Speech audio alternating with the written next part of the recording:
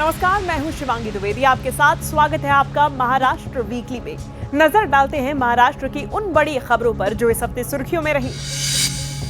प्रशासन में पारदर्शिता और तेजी लाने के लिए मुख्यमंत्री देवेंद्र फडणवीस ने वन स्टेट वन पोर्टल और महा आईडी जैसे महत्वाकांक्षी योजनाओं की घोषणा की है। 150 दिन ई गवर्नेंस सुधार कार्यक्रम के तहत बेहतर काम करने वाले अधिकारियों और दफ्तरों को सम्मानित करते हुए उन्होंने ये बात कही। इस मौके पर डेटा इंटीग्रेशन के लिए महासारथी पोर्टल और कृषि मार्गदर्शन के लिए महाविस्तार AI ऐप लॉन्च किया गया। मुख्यमंत्री ने सरकारी कामकाज को लो पेपर से नो पेपर की ओर ले जाने का संकल्प जताया। महाराष्ट्र में स्वास्थ्य व्यवस्था को मजबूत बनाने के लिए मुंबई में पल्स पहल की शुरुआत की गई है।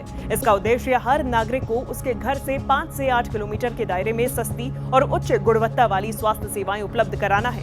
मुख्यमंत्री देवेंद्र फडणवीस और उप मुख्यमंत्री सुनेत्रा पवार की मौजूदगी में आयोजित इस कार्यक्रम में स्वास्थ्य सेवाओं से जुड़ी भौगोलिक बाधाओं को खत्म करने का संकल्प लिया गया।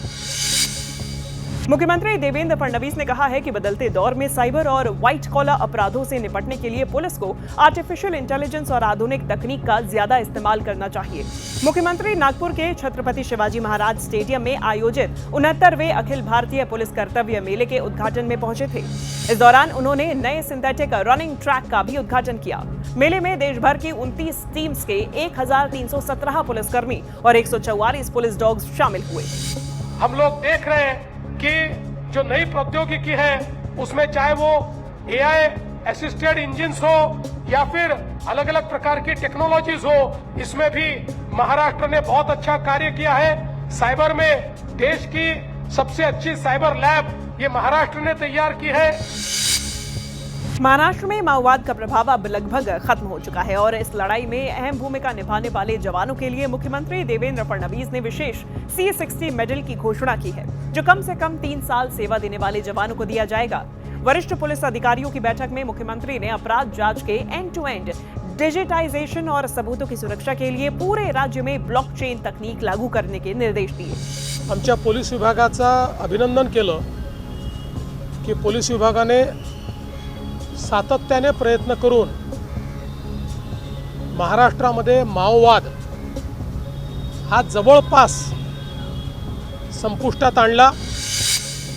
मुंबई के साइंस स्थित लोकमान्य तिलक अस्पताल के कायाकल्प के लिए मुख्यमंत्री देवेंद्र फडणवीस ने 2,500 करोड़ रुपए के पुनर्विकास परियोजना के फेज 2 की शुरुआत की है। इस विस्तार के बाद अस्पताल में बेड की संख्या 1900 से बढ़कर 3,286 हो जाएगी।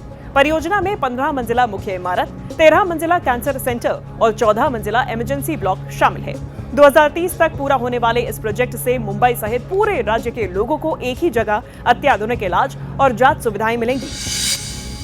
मुंबई को झोपड़पट्टी मुक्त बनाने के लिए उप मुख्यमंत्री एकनाथ शिंदे ने हिंदू हृदय सम्राट बाला साहेब ठाकरे नागरी लोक कल्याण अभियान की घोषणा की है। इस योजना के तहत झोपड़पट्टी वासियों को 300 वर्ग फुट के पक्के घर दिए जाएंगे। अभियान में 50 एकड़ से ज्यादा क्षेत्र और 51% से ज्यादा झोपड़पट्टी वाले समूह शामिल किए जाएंगे। नेत्रम सैटेलाइट तकनीक के जरिए नई झोपड़ियों पर निगरानी रखी जाएगी। महाराष्ट्र में ग्रामीण इलाकों का स्वरूप बदलने के लिए राज्य सरकार ने 1 अप्रैल से माझम गांव आरोग्य संपन्न गांव अभियान शुरू किया है। मुख्यमंत्री और उप मुख्यमंत्रियों के मार्गदर्शन में चलने वाले इस अभियान का मकसद सिर्फ इलाज नहीं, बल्कि स्वच्छता, शुद्ध पानी और पोषण के जरिए बीमारियों की रोकथाम करना है। इसके लिए सरकार ने 80 करोड़ 75 लाख रुपए का बजट मंजूर किया है। सही मानकों पर खरे उतरने वाले गांवों को अंक दिए जाएंगे। जिन गांवों को 70% से अधिक अंक मिलेंगे, उन्हें आरोग्य संपन्न गांव का दर्जा दिया जाएगा। मुख्यमंत्री देवेंद्र फडणवीस की अध्यक्षता में महाराष्ट्र कैबिनेट ने कई अहम फैसले लिए हैं। अहमदनगर के श्रीगोंदा में साकलाई लिफ्ट सिंचाई योजना के लिए 1,234 करोड़ रुपए मंजूर किए गए, जिससे 31 गांवों और 9,600 हेक्टेयर जमीन को फायदा होगा। नदियों के संरक्षण के लिए महाराष्ट्र नदी पुनरुद्धार प्राधिकरण बनाने का फैसला हुआ। अमरावती में स्पोर्ट्स कॉम्प्लेक्स के लिए जमीन दी गई और शुल्क माफ किया गया। SC आरक्षण पर विचार के लिए समिति बनाई गई, जबकि भूमि अभिलेख विभाग में नया पद बनाया गया। साथ ही दिव्यांग छात्रों की छात्रवृत्ति बढ़ाने का भी निर्णय लिया गया।